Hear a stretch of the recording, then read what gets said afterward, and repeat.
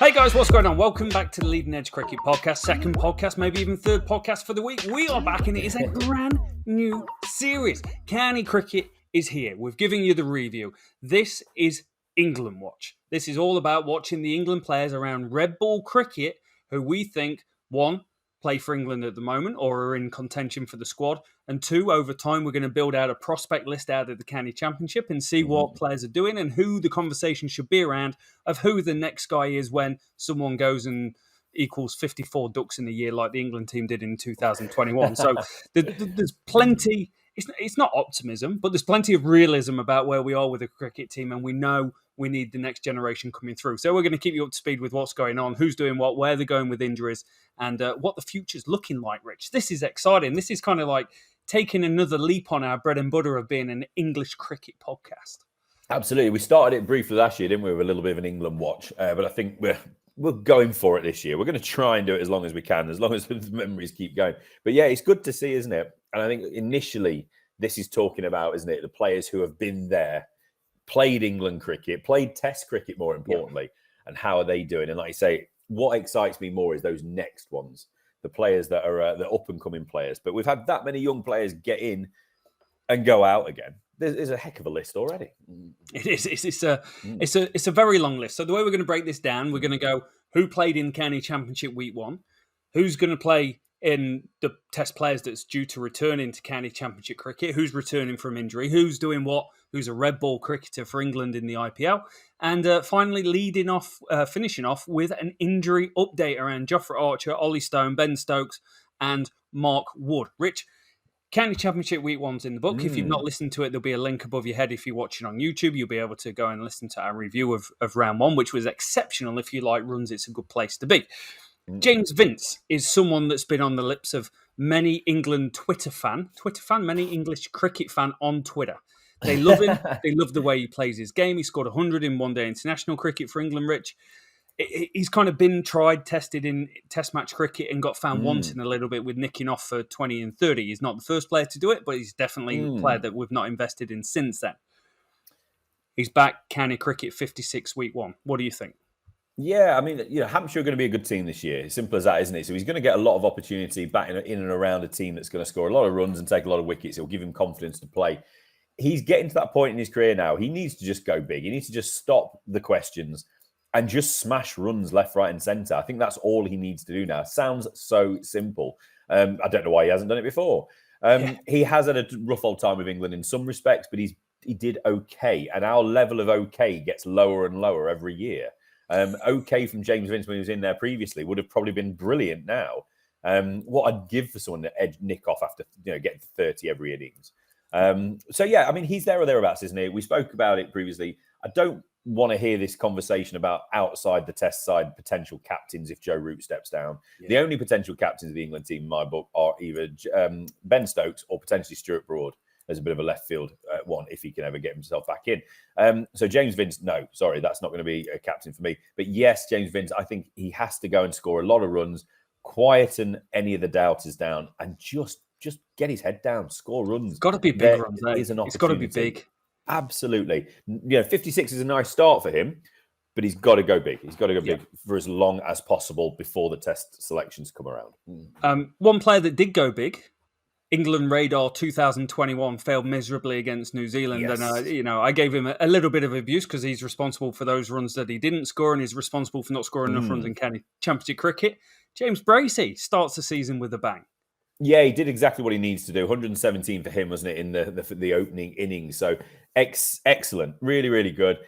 We did speak about it on the review, as Rob spoke about, but James Bracey is a number 3. He's not a wicket keeper who England should bat at 7. He's a number 3. So if he wants to play for England, he has to score runs, much like James Vince, at the top of the order. And they're probably vying for that similar spot. Although Root's at 3 at the moment, Root wants to be at 4, doesn't he? Let's be honest. You'd take having a really solid number 3 and having Root do his thing at 4 and lengthening the batting lineup with quality, I feel, rather than pushing Root up and bringing someone in who might fail. Yeah, absolutely. So a positive start for Bracey, but like Vince, similar to Bracey now just needs to go and score runs. And he needs to keep scoring runs at 3. And let's not see him as a wicket keeper. Let's see him as a guy that's scoring a lot of runs at number 3. Now, if Kuma Sangakkara did it for a while, didn't he, as a wicketkeeper batting in the top 4, there's no reason why he can't take the gloves at there. But we're going to get onto another wicketkeeper. And I think if I can jump straight onto him, Rob, Ben Foakes got himself 132 not out in the opening round. The man can still score runs. The man is still a very good batsman. He had quite a disappointing winter with England in the Caribbean. In the grand scheme of things, I think it was quite disappointing. Great for him to be back involved and included, but didn't really perform as much as he could have. Didn't nail down that spot when there's always going to be somebody saying, Johnny Bairstow's not far away. Josh Butler, get him back in. I'm not saying that. Somebody else might. But Foakes, 132, keeps the pressure on. But if James Bracey can keep scoring runs and Ben Foakes keeps scoring runs, it's a win-win for England, isn't it? I like it. Good to see him score runs because I was very critical. The podcast that you couldn't jump on, the third test review, I was very critical about his keeping, about his batting. I saw nothing in that series. So good for him, 132, great start. England player dropped, right? Rory Burns was given more opportunities opening the batting than anyone since Strauss, Cook, Tresco. He played 30-odd test matches. I think he's only just behind Vaughan, maybe on that list for the last 20 years of test matches given to someone. He's out the team, mate. How does he get back in? And bear in mind, Rory Burns has been a run machine year on year in County Championship cricket. He scored a lot of runs to get into the team. He's not scored enough opening the batting in test cricket. What's he got to do? Apart from score a shed loads of runs, which is what he does every summer. I mean, 1,000 runs over the last 5 or 6 years, isn't it now for him? He got off to a pretty good start, 41 and 22 not out, but he needs to basically go big as often as possible. But he also needs the likes of Alex Lees, who, spoiler alert, 182 not out for the Durham opener, the man that does have the position at the moment for England. He needs to outscore him or he needs to see Alex Lees not performing. Because if Lees is scoring hundreds every week, it doesn't matter what Rory Burns does. Zach Crawley, obviously, is the other man who's holding that position in the opener spots at the moment. And whether or not we think between us, whether Zach Crawley is an opener long-term or if he's suited more to number 3 or maybe even a 5 or a 6, we'll see. But at the moment, the England selectors, whoever they may be in the future as well, which complicates things quite a lot, doesn't it? Because we don't know what they're looking for. We don't know what their style of player is. But if Alex Lees is going to get 182 not out and continue that form, if Zach Crawley is going to score runs, then Rory Burns can do all he wants, but he's not going to get in the team. So he has to hope, selfishly, that those players in position do drop off a little bit. But it does, to me, feel like Lees and Crawley will get the nod early on for the first test, regardless of who takes over. But Burns just has to score runs. He has to score runs and he has to go big. Keep himself in a conversation. Yeah, and it's not about averaging 40 over the season and scoring 40 every week. It's about scoring your hundreds. It's about converting, because we saw he could go on to starts, but he's got to convert and he's got to get them hundreds. Somebody I think we just need to talk about at the same time, because it was basically like Ben and Jerry's, really. It was Burns and Sibley. And Sibley got himself a first baller after having a pretty positive pre-season. And positive, not just with runs scored, but also the lick and tempo he's scoring his runs at. But he got himself a first baller, a blob, a 0, a duck. That's not a good start for him. So he's a little bit behind it as well. I think one thing that's important if you're listening to the podcast is the idea behind this is we've got these starting points in time of people that's played Test cricket. And we're going to have, when we're coming back into it, we'll have the list of openers and what's the prospect list looking like for the openers in the middle order, who could be the next number 3 and things like that coming in. So we build out a big picture of what the future really looks like for England and what the options and depth chart and those sorts of things look like. England opener doing pretty well for himself, Rich. I spoke on the podcast yesterday about his inability to play the ball from right arm round the wicket and how Kim Roach had him in his back pocket. Alex Lees in the West Indies. Yeah. He did okay for himself. He stuck around. He's given himself another chance to play for England because he did okay. Didn't look out of his depth, but didn't score any runs, particularly on the flat deck in the third test. He goes and packs 182 not out with a different technique around the wicket, Rich. What do we think? Yeah, it's an interesting one, wasn't it? Because when you first you messaged me with a picture of it, and I'm thinking, oh no, not another one of these batsmen faffing about batting on off stumps. Stop doing it, Ollie Pope. It just seemed a bit daft. But as you were saying, apparently it's something somebody contacted us and said that he's done it before. So specifically to right arm around the wicket as a left-handed batsman, he's batting on or outside off stump to try and mitigate that ball coming into him, getting him LBW, hitting the pad. So if it works for him, if he's done it before, long may it continue. And he's got 182 not out. So, yeah, it seems to have worked okay in this one. But like you asked the question, and the last one we just recorded, Why wasn't he doing it in West Indies then? Because that's where he got in trouble a fair bit, wasn't it? For the roach, etc., coming around the wicket. I don't know. Is it the setup? Is it their ability to allow them to express themselves and try things a little bit differently that might work for them? But at the same time, Alex Lees, you're in the middle. Collingwood or whoever else isn't holding your bat out there in the West Indies. You're out there, take a new guard. But I'm not going to be critical of that because he's got himself a big score. And apart from Stephen Mullaney, this is the top scorer, I believe, of the first round of championship games. So he's done exactly and more what he needs to do. And I'd say he could pretty much have a bit of a dark run after this, and he'd still be the number one batsman.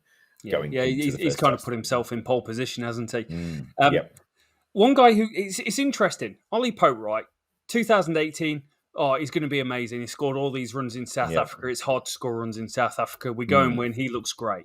Then he starts to play around his technique. He starts batting on off stump and playing at balls on the six stump and nicking off, and everyone's like, What's going on here? Like, you're struggling against spin, you're struggling against seam, you're struggling against everything, but you average 79 in county championship cricket for the last 3 years. He's not in the England team at the moment. Dan Lawrence took the number 4 slot in the West Indies, and then the Stokes and rejuvenated Johnny Bairstow. How does, what's Ollie Pope's summer going to look like? Is it just going to be batting at the Oval and scoring runs? Ollie Pope's never struggled with scoring runs, has he? This is a thing. So it's not like Ollie Pope has to do anything different. Ollie Pope has to now. I think he just has to bide his time, and he has to just tighten his technique up. He's a very expressive player. He's a very talented player, isn't he? He's a great stroke player. But the issue with England was his fundamental flaws, call it on or around off stump, whatever you want to say. But he was getting out too often, making a bit of a start, faffing about, flicking about, whatever you want to say. That's the problem. Now, in county cricket, he's probably the best batsman in county cricket. He is. I don't think anyone, hands down. Who plays regularly in county cricket. Joe Root obviously is the best player in English cricket, but that's not the same thing.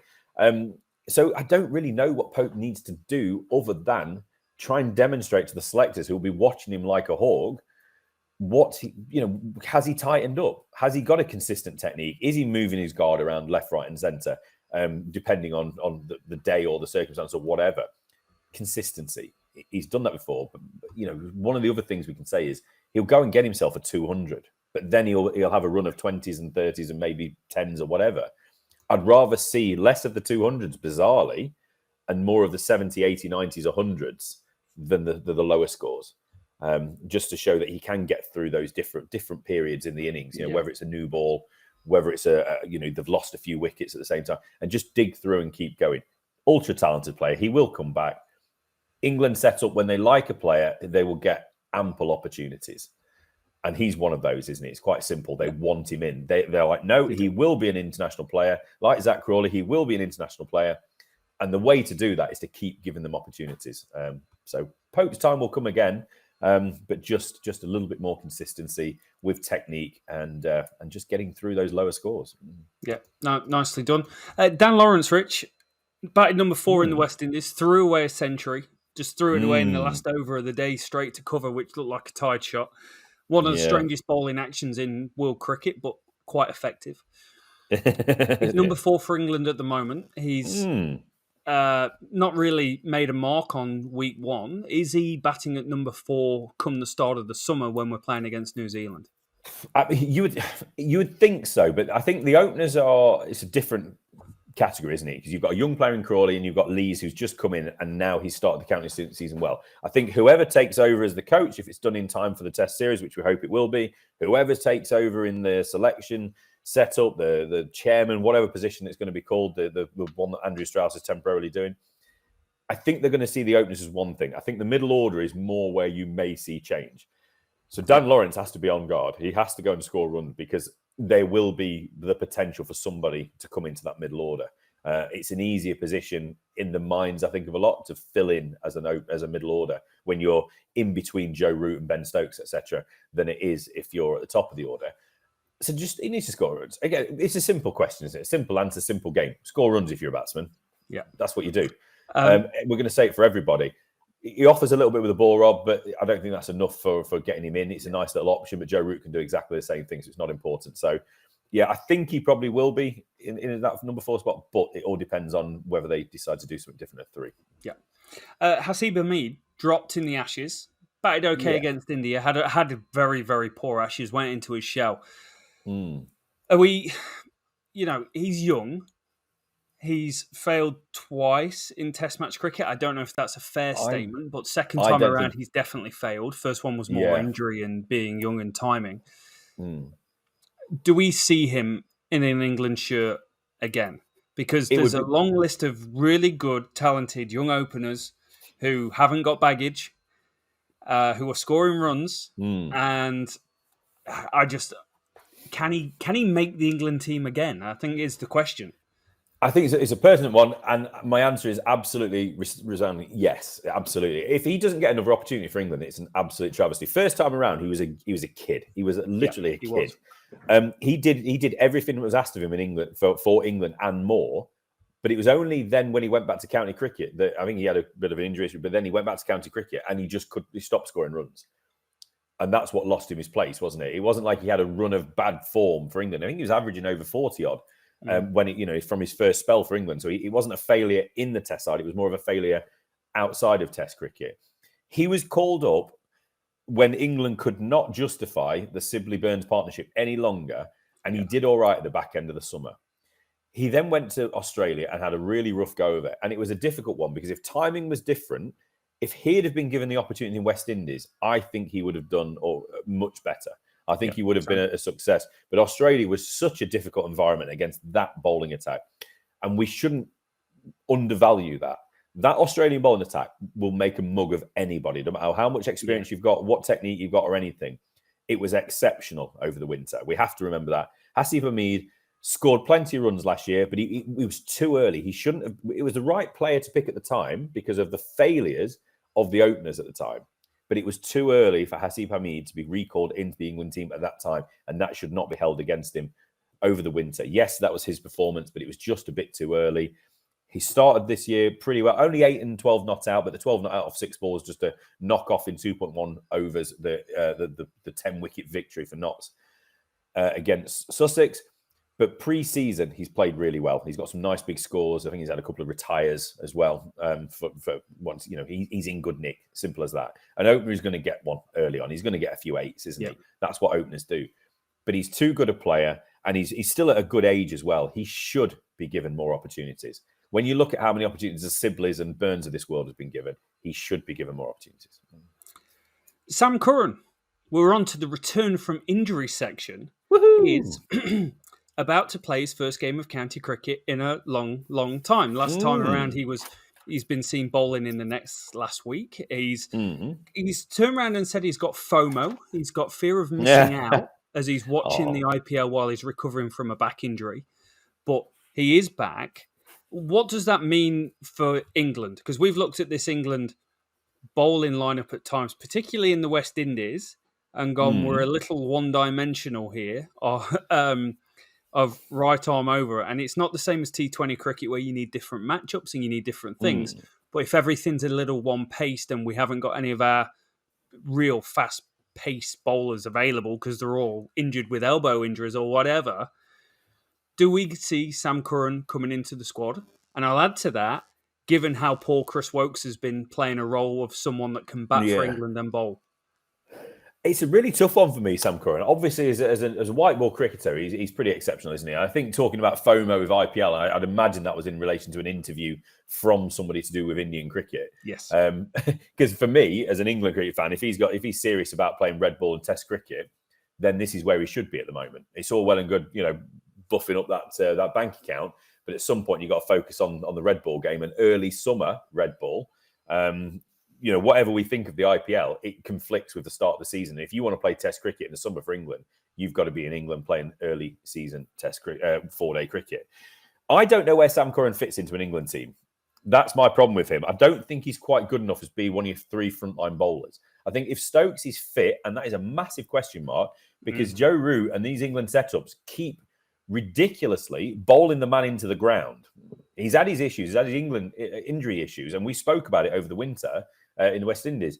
where it was like, oh, it's great to see Ben Stokes looking fit and he's bowling loads of overs. And we kept saying, look after him. Why are we making him bowl all these overs? It's ridiculous. And we're going to talk about injuries in a minute, but he's had another issue, hasn't he? Due to the heavy workload, pretty much from that. So if Stokes is available, you maybe can fit Curran in as your third seamer, as your fourth seamer, if you like, with Stokes. Yeah. But if Stokes isn't there, does Sam Curran warrant batting a little bit higher? Do you move everyone up one? Is he good enough to do that with his bat? I mean, he's shown he can bat, but I don't know if he's yet can be that man. I'd like to see him play some 4-day cricket for Surrey, batting at about number 6. And I don't know whether they'll be able to do that, but I would love to see them give him that opportunity and show that actually, forget about his bowling for a minute, I'm a top 6 batsman, or I can bat about 6. And then I've got the bowling as well, because he's not quite got enough pace, has he? But he does, like you say, offer something different with that left arm. Yeah. He definitely has struggled in Test match cricket with the red ball, particularly against India. You know, he had the odd delivery that I thought was, oh, that's a really good delivery. You got late swing going on there, but a lot of the time there just wasn't quite enough going on, particularly that speed against that quality of batting attack. It's pretty poor. Quite a lot of Test players, England Test players of some description, returning to play county cricket this week who haven't played. One interesting name is Jack Leach.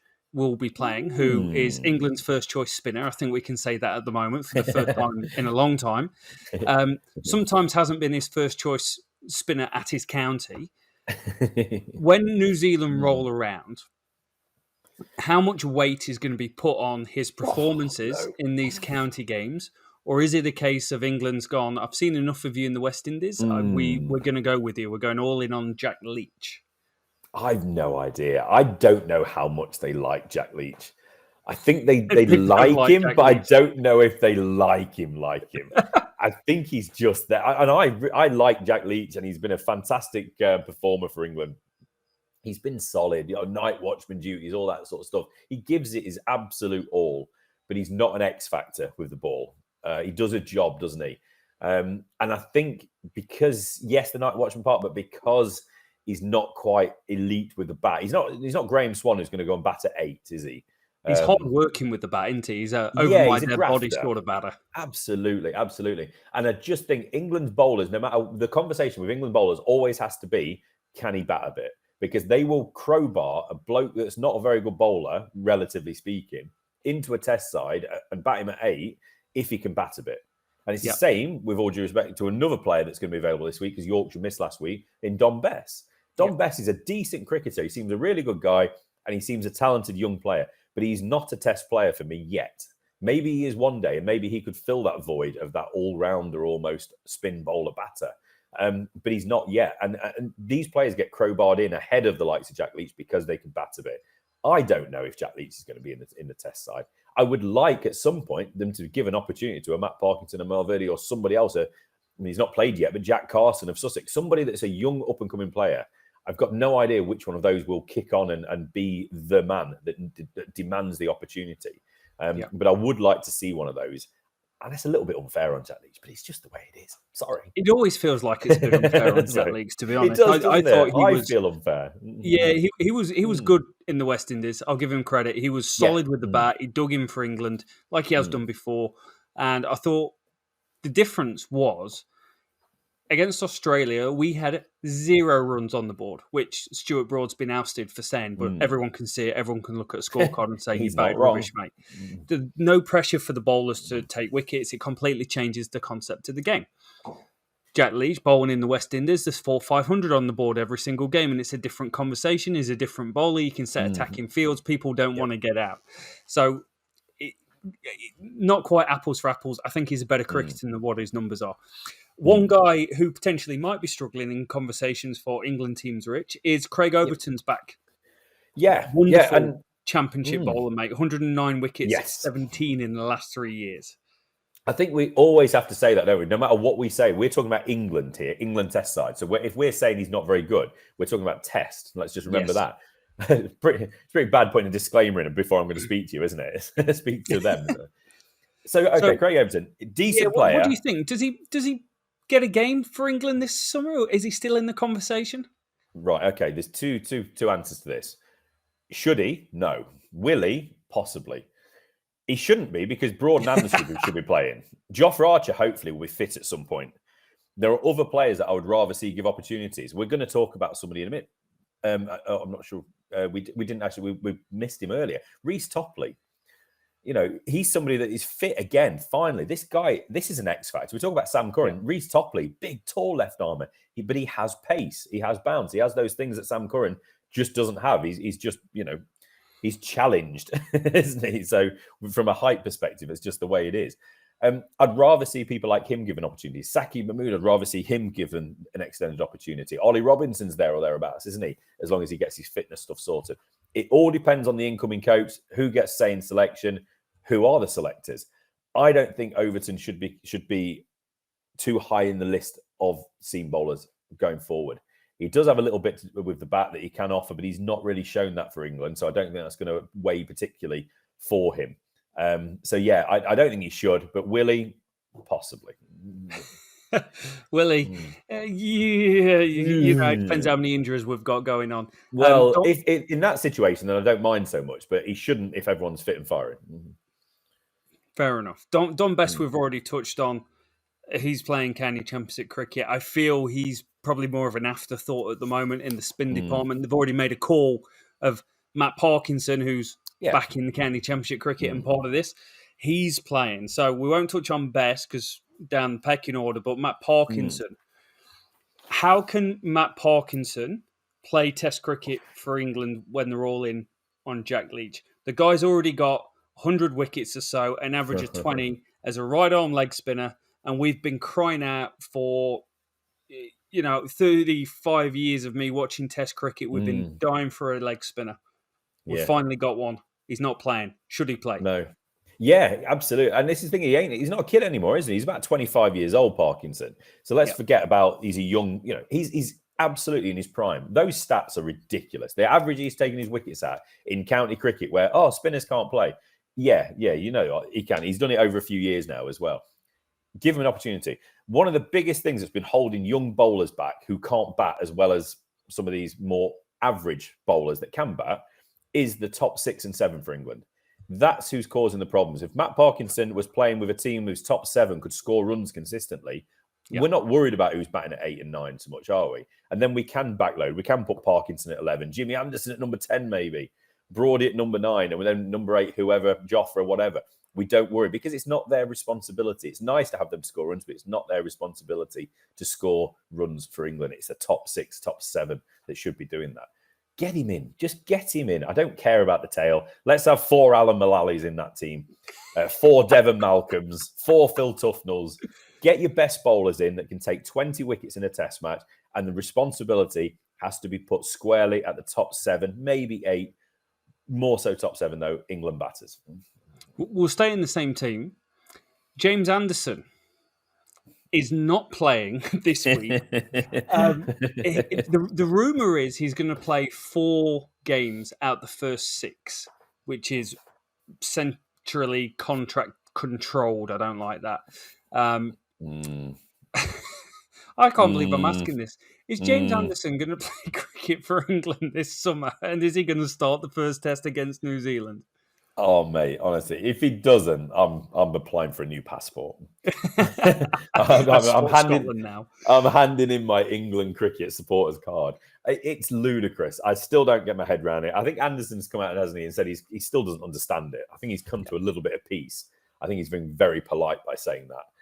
I think if he thought his career was over, he'd be saying a hell of a lot more interesting things about this decision over the winter.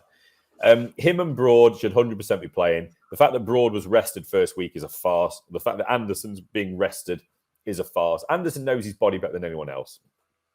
Simple as that. I'd rather see him play earlier and then have a bit of rest before the test match than kind of play 4 and 6, because it's going to be 4 and 5, isn't it, by the time we've got past this one. So, yes, he's got to. He has to, Rob. He has to be playing for England. Okay, so should do, has to, will do. I have trust issues with the England setup, but yes, he will do. If you're back there, you're on the fence again with it. You don't want to throw your dollars in and go, I'm buying. Jimmy Anderson's playing for England first test. I'm certain he should, but the only reason I'm hovering is because I've got no idea if this clown circus of a of a setup will play him. I still don't understand why they dropped him. Give opportunity. It's a test match. It wasn't an England A tour. It wasn't something where we're giving opportunity to young players. They were test matches against West Indies that are exceptional in their own conditions, in their own country or area, however you want to describe West Indies. It shouldn't have been done. It was disrespectful to West Indies. It was disrespectful to Broad and Anderson. It should never have been done. Yeah, not good enough, mate. Saqib Mahmood, one of the bright sparks out the West Indies, mate. He returns. Same question, I think, has got to be, what are we expecting from Mahmood now he's got his feet wet in Test cricket? I think I'm expecting a lot. I've been highly sort of rating this guy for a long, long time now. He was an up and comer, and now he's ready. A bit like Matt Parkinson. He's of that age now, isn't he? Where it's like you are moving into you should be where you should be. You should be in the Test team now. I would like to see him as that third seamer with Broad and Anderson. Whether Broad Anderson plays every game, I do understand that every so often it would make sense to not pick one of Broad and Anderson. Keep them going for as long as we possibly can. But if you are my strongest team at the minute, I potentially would be Mahmood, Broad, Anderson as my three seamers. Ollie Robinson's probably a little bit unfortunate with that. But I don't know what his situation is off the field at the moment. There was obviously some concerns over him over the winter with his fitness. So if he's fit and firing, it's Mahmood, Robinson, toss of a coin with the two legends. And obviously, if Joffre's fit, it's a different conversation. Yeah. That's a game changer, right? Having someone like him, absolutely available. Matt Fisher will come back. He'll be playing for Yorkshire. Only the one Test match.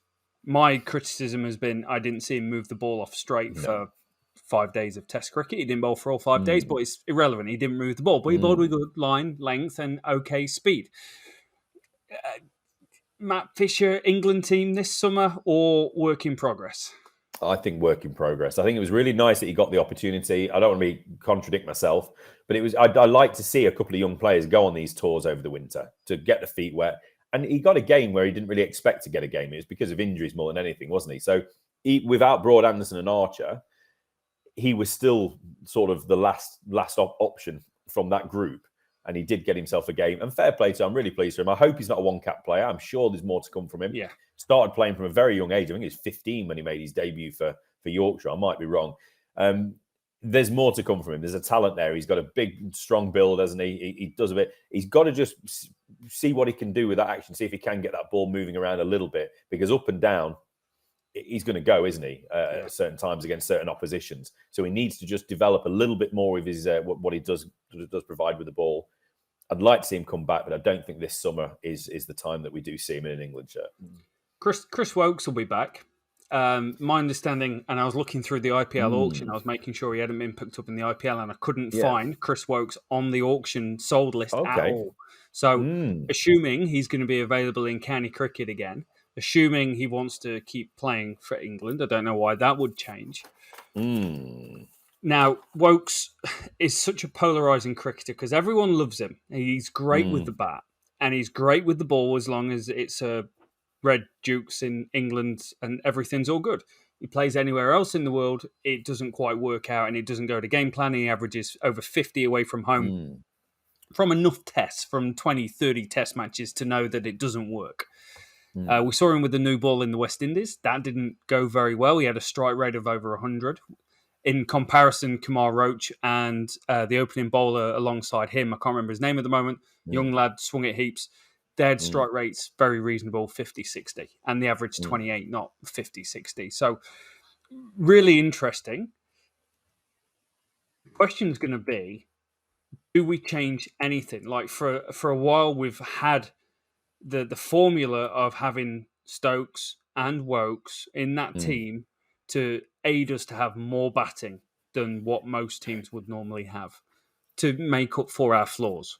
Do we continue to go through that, or is there a point in time where we go, there's enough good young bowlers around where we want to invest in someone that can play home and away 12 months of the year cricket for us?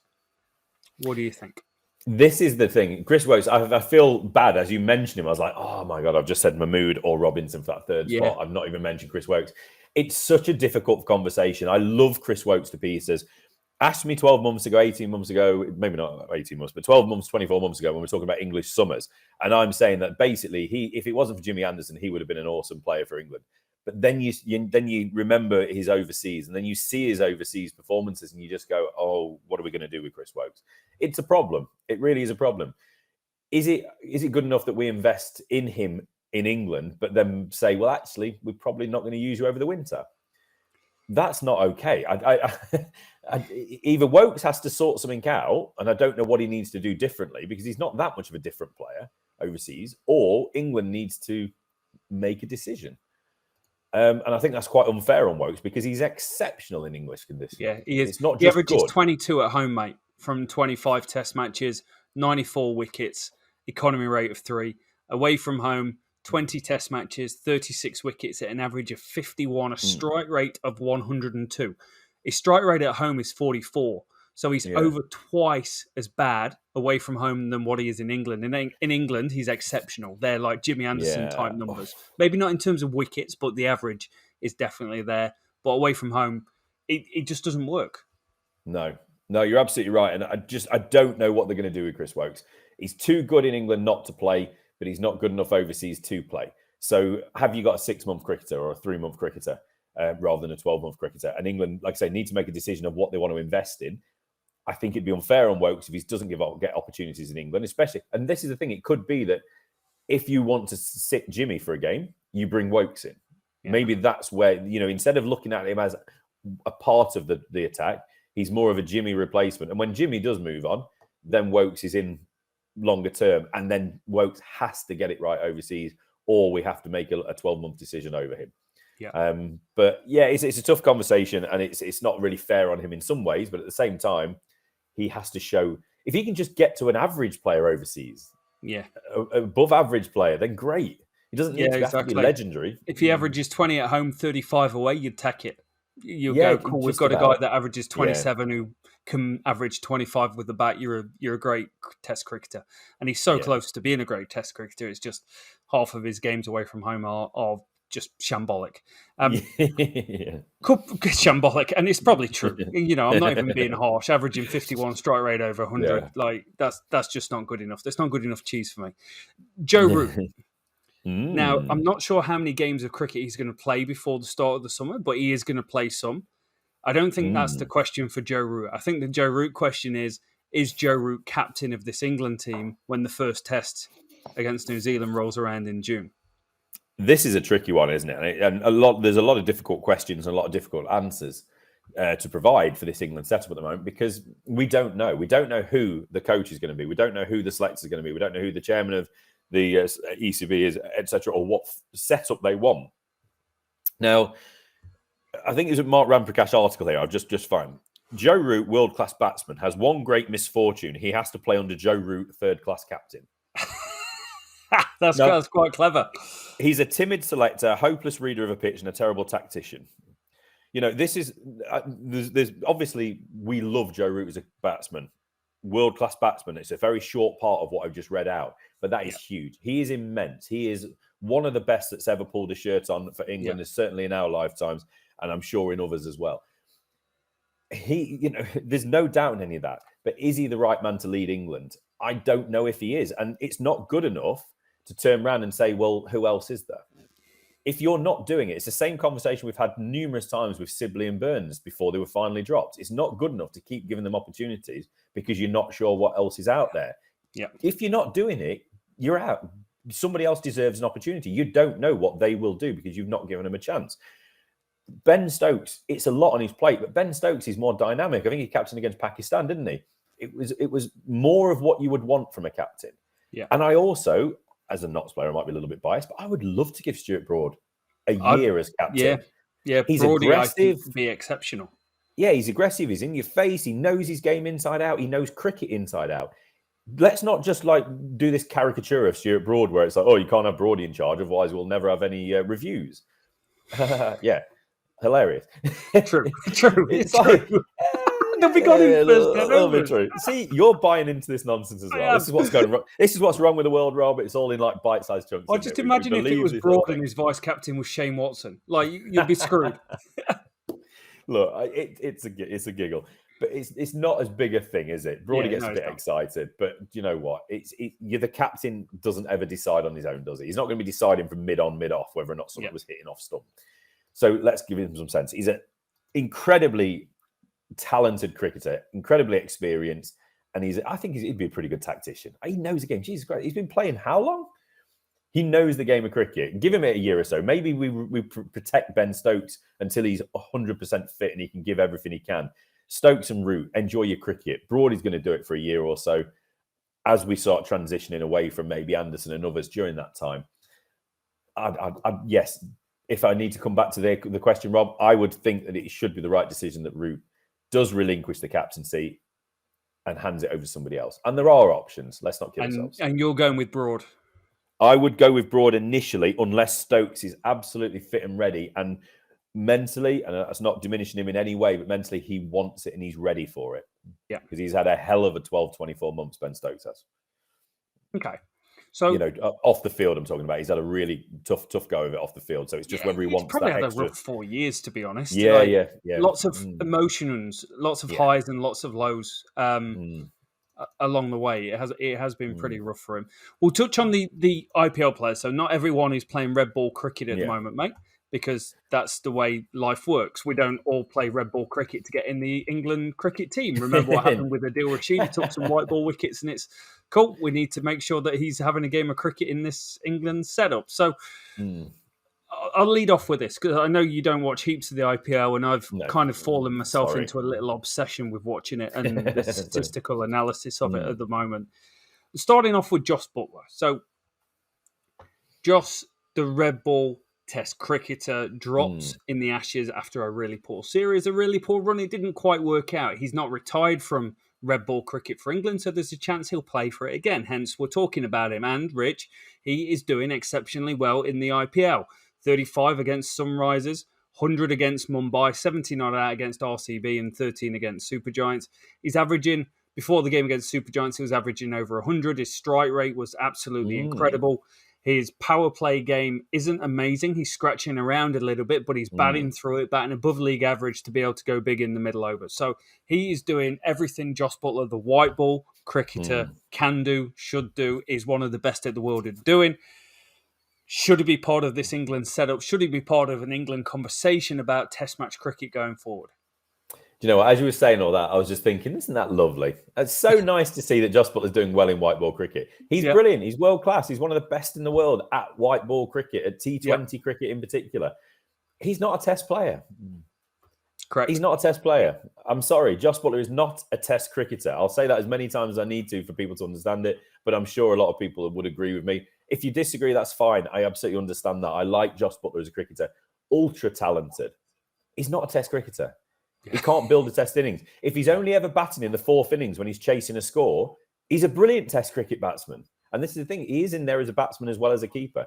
Keepers aren't just selected as keepers anymore, are they? They have to score runs. And Jos Buttler as the Test batsman is not a Test cricketer.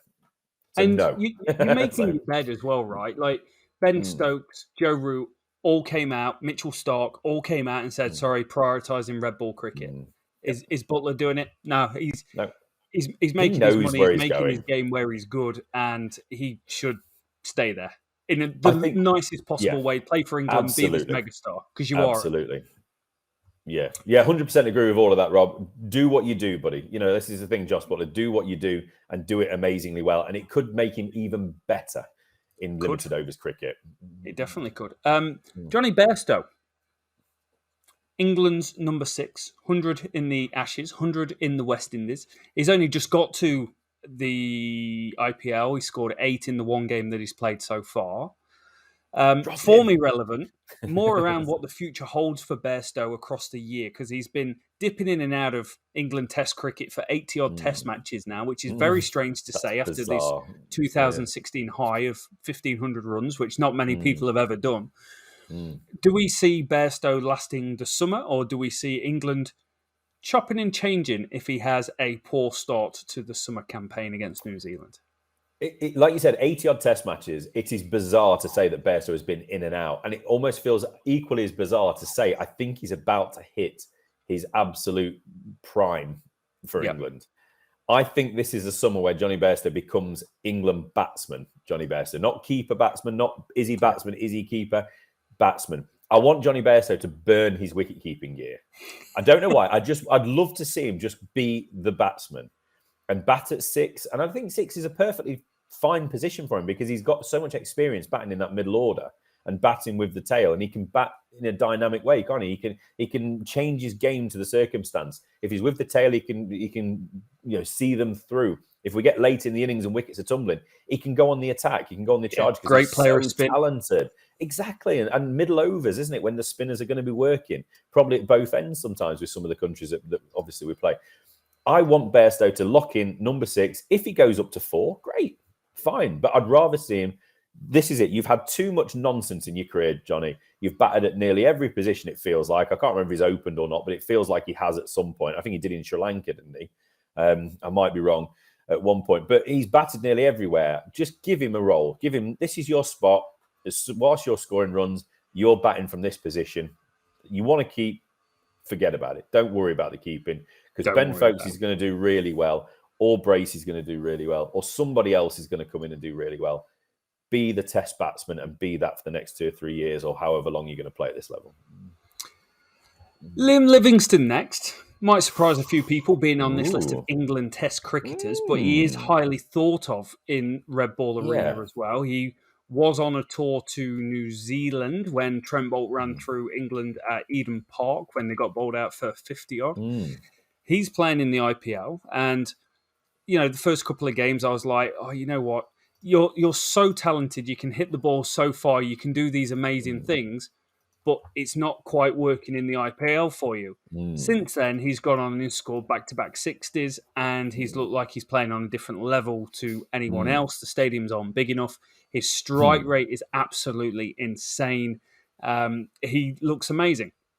My question is going to be, is there a future of Liam Livingstone playing red ball cricket for England, batting around number 6? Yeah, I mean, I could almost see him at 4 as well, depending. I think they're the 2 spots in the middle, aren't they? 4 and 6. Of just what I've said about Ben Stokes. So I don't want to suddenly change it and say get Liam Livingstone at 6. I think he's absolutely a future for him in red ball cricket. He does need to come and score runs for Lancashire in 4-day championship cricket. I think that's important to show he can do it. But he's very similar to Dawid Malan in some ways, isn't it? That they both had starts in red ball, test and 4-day. And then they became these alter egos, superstar white ball cricketers that smash the ball to all parts. Dawid Malan is still probably top few T20 batsmen in the world. I don't know if that's still current or not. Livingstone's similar, isn't it? You think of what he's doing to international attacks and international superstars in franchise competitions. Surely he's good enough to play at all levels for England internationally. So there has to be a way forward for him. He can offer a bit with the ball as well. Really, really good. There has to be a role for him, but he has to come first and score some red ball runs at Old Trafford and other places before he can be properly assessed and before he can be selected. I think he's up against it as well in that middle order with the likes of Lawrence and Pope and others. They haven't set the world alight so far, but they're clearly liked by this setup. But again, the big question: who is the setup going to be? What is the setup going to be? It might be like when Ed Smith first took over. You did well in white ball, you can come and play test cricket. All of you, come on. It doesn't matter what you were doing in the county championship. Can you do it in white ball? That's how he got him exactly. in. So, it's almost like you can play at international level, so you can play anything at international level. And may get lucky, may get a game, or England may wrap him in cotton wool and think, oh man, World Cup year, next 2 years, T20 this year, ODI next year. Let's make sure you fit. What does he want as well? Sorry, just a quick question. What does Livingstone want as well? That's a very good point. What do you want to do? Do you enjoy making money, or do you want to play some red ball cricket, be poor, and have people on Twitter respect you? Test cricket. They're really badly paid. Exactly. Sam Billings.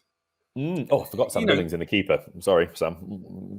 Talk about people prioritising red ball cricket. Sam Billings is someone who has not prioritised red ball cricket, and I've seen comments on Twitter of Kent fans actually quite annoyed that he's chosen the IPL over them. He is in the IPL. He's not setting the world alight, but he's coming in down the order. Scores of 25, 14, 24, 9 out, 17, 15. He's providing the same level of Sam Billings energy that you get in a game of cricket. He's a very clever bloke. He knows the game inside out. Not setting the world alight. I'm going to re-say that because it's really important. He has averaged 44.58 over the last 3 years in county championship cricket, which is a very good average, but a career average of 33. Only 6 centuries in his career in first-class cricket. Rich, is Sam Billings a one Test match wonder for England? Possibly. It all depends on how they view Johnny Bairstow. And this might sound a weird answer first, but if Ben Foakes performs well, I think Foakes is staying in that role, fitness permitting. If they decide that Bairstow's a keeper, suddenly you've got 2 keepers in Foakes and Bairstow. Then you've got the potential of Bracey or Billings. So it becomes more of a depth, doesn't it? Yeah. If they view Bairstow. If they don't view Bairstow as a keeper at the moment and it's Foakes, then you've got to argue it's Billings and Bracey are the next 2, unless I'm forgetting someone. I know John Simpson of Middlesex got a call up, didn't he, during COVID times when the whole squad pretty much had to go isolate. So he's maybe somewhere on the radar. Difficult one. Billings was captain. He is captain for Kent. And I can understand why the Kent members and Kent fans are going to be disappointed, because this is an opportunity. You played Test cricket over the winter. You spoke about how you want to play Test cricket. You started playing more 4-day championship cricket last year, and you've gone to IPL this year. It doesn't follow. It doesn't. No, it doesn't. The logic's not there for me. Again, I keep saying it. I understand why people want to make money, but you're making money still. You've been playing for a number of years. You've done these competitions. Nobody's forcing these players to retire at the age of 30, 35 when they decide that sport isn't for them anymore. They have life ahead of them. They have huge opportunities because of the money they've already accumulated. You don't have to earn every single penny before you retire as a sportsman.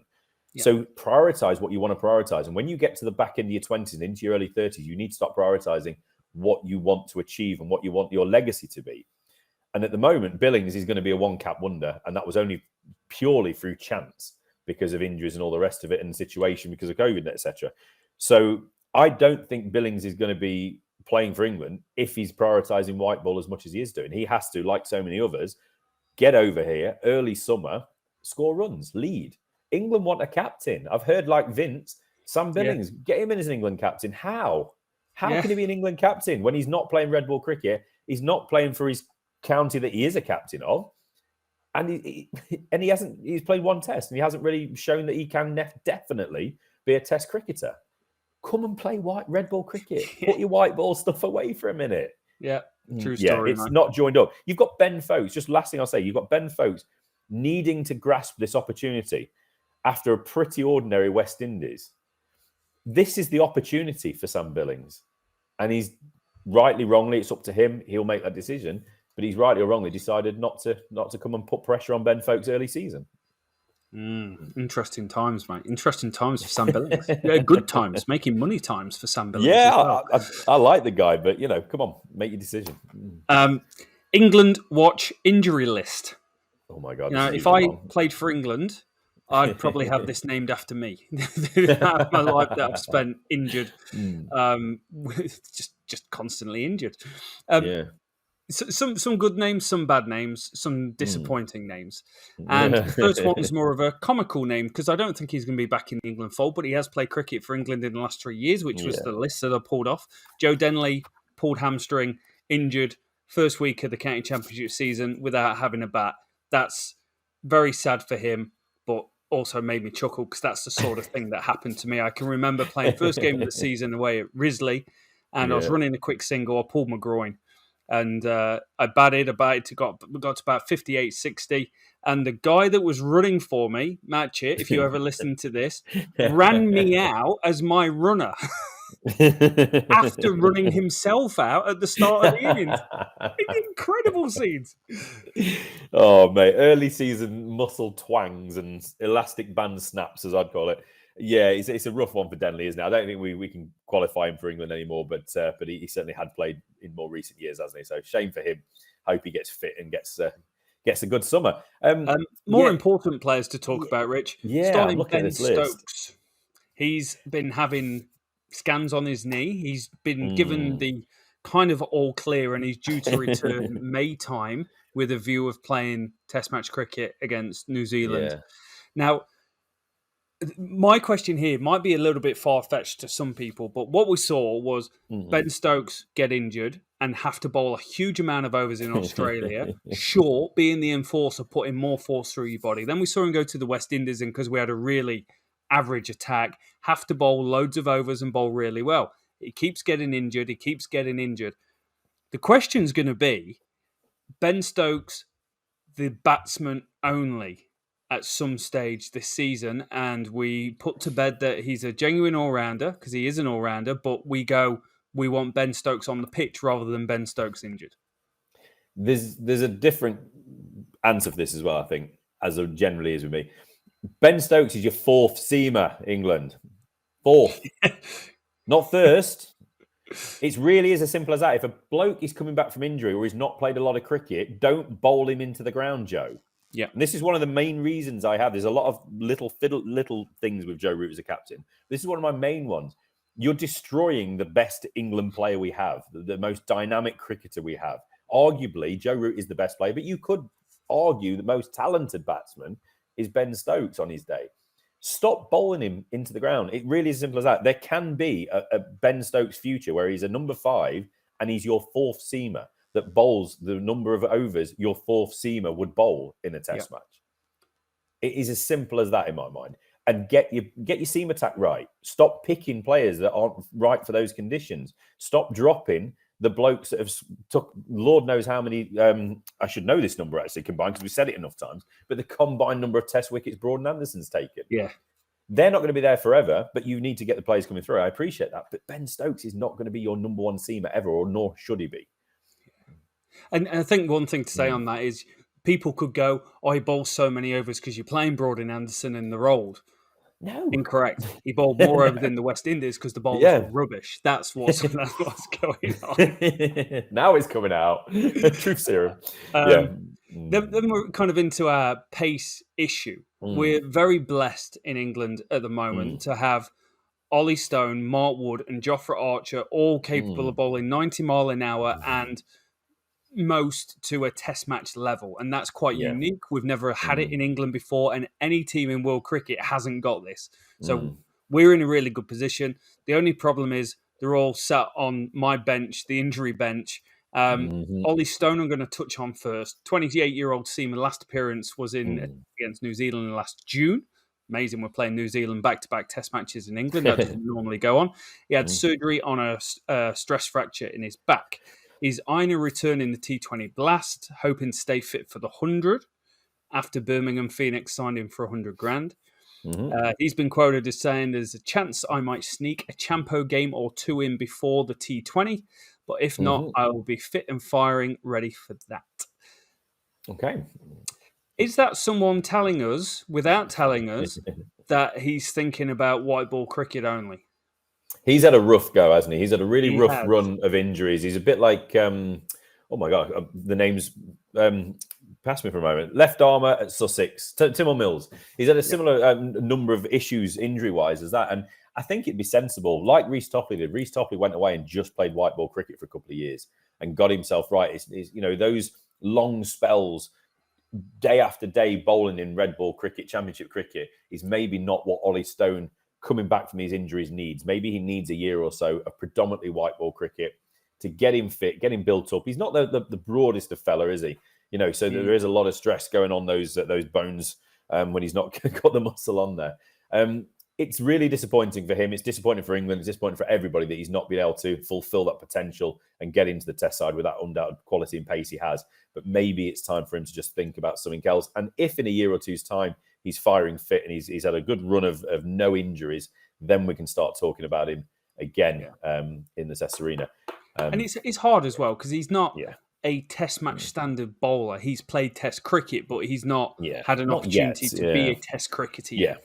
The one thing I did see last county championship season watching him on the live streams was he was a class above whatever else was bowling at the time, and his pace was absolutely outstanding. So hopefully he gets fit. But interestingly, sneaky old, he's already 28 years old. If he loses this summer, he's 29, and maybe it's the right thing. Think about what you can achieve. And we see a lot of players, Sean Tate, maybe the best example, the Australian bowler, incredibly fast, but only got longevity in his career when he started bowling 4 over spells and could control the workload. One guy that England players really want back in the scene is Jofra Archer, who's been out since 2021 March. Oh. And even during that time, incredibly, he's getting paid millions by Mumbai Indians who signed him in the IPL, even though he's injured this year. So he's doing everything he can. The last quote I can get from him is basically, right now I'm doing everything I can, but it's small steps. Some people saw him bowling half to 3/4 speed in the West Indies on the practice pitch. I've no idea when I'll be playing matches again. I'm just trying to build it up and tolerate as much as I can. That's all. I've had a few rehabs, and sometimes it can get to a level where you aggravate your hand and you have to go back a little bit. So he had elbow surgery. He had elbow problems before this surgery. This is the second time he's been out. Where do we go? Because we're all holding out hope for Jofra Archer, the cricketer, the bowler, the amazing specimen that he is when he takes the pitch. He's as exciting a bowler as there has been to watch in Test cricket for years. Unfortunately, bowling that speed comes with stress and injuries. His elbow's gone. What do we see? Do we see Jofra Archer in an England shirt this year? This year, I genuinely don't know. I would love to see him back. I don't like Kevin Peterson, but the last player I was so excited to get into the England team before Jofra was Kevin Peterson. So that's this is how much I rate Jofra Archer. Obviously, it's not a breaking news. I'm not on my own here, but it's so disappointing. We find these players that we somehow get hold of these players, and we just cannot keep these quick bowlers fit and firing. I love the fact that we've had Broad and Anderson for all these years, but can you imagine what it would have been like if we'd have had a 90-miler with him as well? It just would have been a different dimension completely, and we would have been a better team for much longer, I'm sure. It's so disappointing, isn't it? I genuinely don't know. I just want Jofra Archer to get fit, get ready. It might be the same as Stone. It might be that he starts moving towards IPL and other competitions, which he's brilliantly suited for as well. But Test cricket and England cricket would be so much poorer for it if we don't see him back. Yeah. It's quite interesting when I've been reading his quotes. He hasn't missed cricket that much until the T20 World Cup competition came around and the Ashes. Big time player, big time feels going on. So none likes his pajamas. Yeah, exactly. Hopefully he gets better soon. Mark Wood, injured, elbow surgery. Removed bone that's not worrying. Very similar to address the impingement problem, which was causing pain in his elbow when bowling. Played the first test, didn't quite finish it.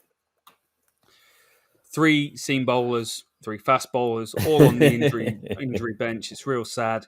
Mark Wood, same question mark. I don't think I've ever seen a bowler put more effort into his ball every single time he bowls it, and he was incredible in Australia. He was the real heart and soul of that bowling attack time and time again. Not sure on timeline diagnosis for this, but the question is, do we see Mark Wood back fit, firing for England, maybe at the back end of the summer when we're playing South Africa? Yeah, I hope so. He's key, really, isn't he? I mean, I've not spoke about him when we spoke about who would potentially be that third seamer, etc. But that's because we're not sure of his fitness status. He gives us something different. Similar as that, I have been a critic of him. A specific critic was wickets. But what he gives, who he is, everything, the whole Mark Wood package is so valuable for English cricket. We need him around. It's simple as that. I just don't know where we look. I mean, I don't think Reece Topley would be upset for me to say, if he heard me say it, it's quite a thing when we're looking at quick bowlers, and Reece Topley is probably the fittest one of the lot of quick bowlers. That's incredible. It's just bizarre, isn't it, that we just can't seem to keep any of these fast bowlers, not seam bowlers, fast bowlers fit. Come on, get back, Woody. Come on. I don't know what else I can say to him. There's not a lot. We're just in a world of hurt, and then we've got these. Well, there's 4 injuries there if you include Ben Stokes, but Ben Stokes will be back. But 3 injuries for the bowlers. Plus, you drop Broad and Anderson. And this guy, Ollie Robinson, who has struggled with fitness. He's come under a lot of criticism about his fitness. He's been called out by the England camp for his fitness. He debuted against New Zealand last year. He's been absolutely incredible with the ball.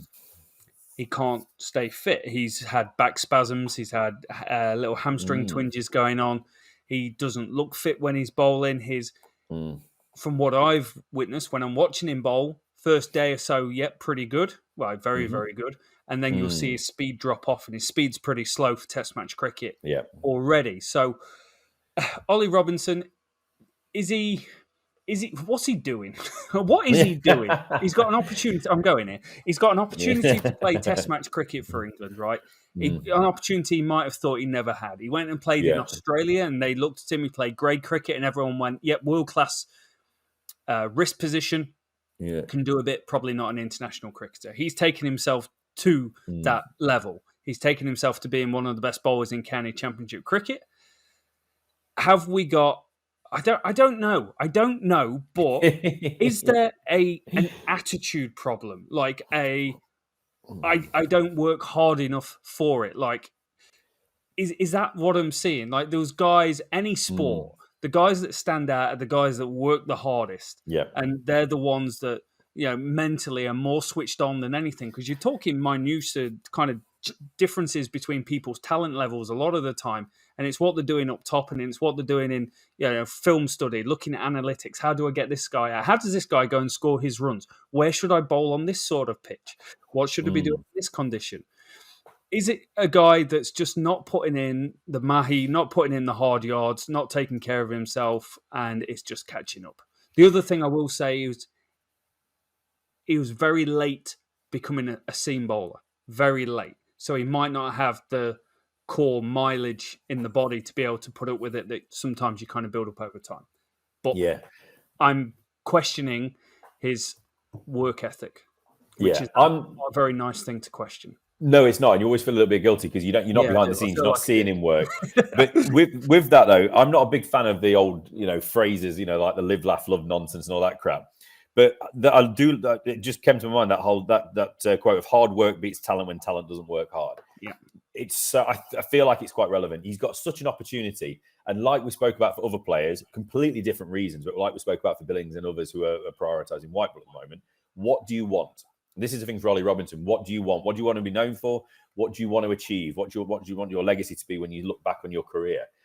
If you let yourself down, not through your ability, but you let yourself down because you couldn't be bothered, because you didn't quite go that extra mile to get yourself fit. I've seen some pictures of some county cricketers recently. I'm not going to name names, but I'm looking at it and I'm thinking, why aren't you fitter? Why have you got that? Why can I see through your shirt that you're not putting enough in? This is a professional career. What a privilege. You've got the ability. You now have the privilege and the opportunity to make a living playing cricket. It's a sport. It's a game. And you're doing it for a living rather than doing crap work elsewhere. I don't understand. Ollie Robinson could be a nail-on Test cricketer if he wants to be. That's how it seems, if it wants to be. Again, we don't know what this new setup is going to be. This new setup could be somebody that comes in and says, Ollie, hell no, you're not going to be anywhere near my team. Saqib Patel never got the opportunities he deserved with England because of the perceptions over fitness. Now, I think that was wrong because Saqib Patel, I don't think he missed a day of cricket in Lord knows how many years for Nottinghamshire. Day in, day out. He didn't get injured. If he got tired when he got into his hundreds, what a dreadful problem to have. And he's a spin bowler, so it's a slightly different conversation. But he fielded at backward point. He did everything you needed to do. So I think it was wrong. But at the same time, you've got to, what's the perception going to be, and what's the attitude of the coaching setup going to be? It might be that they just say, no, if you're not going to put the work in, we're not interested. We won't put the work in with you. So he needs to make a decision sharpish of what he wants. He does. He definitely does. And that is in 1 hour and 8 minutes, which we thought might take us about 25 minutes max. England watch for week 1 of the English Red Bull summer. So we are going to simmer down a little bit on it for next time. This is the setup one. This is not the one. It's going to be 20 minutes every week. It's the preamble. It makes the rest of it good. This is like the trailer, but it's a long trailer. And so next time around, we'll be looking again. We've got more English cricket players playing county championship cricket, so we'll stay across those and what guys are doing. And we'll start to look forward to the New Zealand series coming up. So thank you so much for listening, guys. Hope you've enjoyed it. Let us know in the comments down below if you're still here. And we'll see you next time.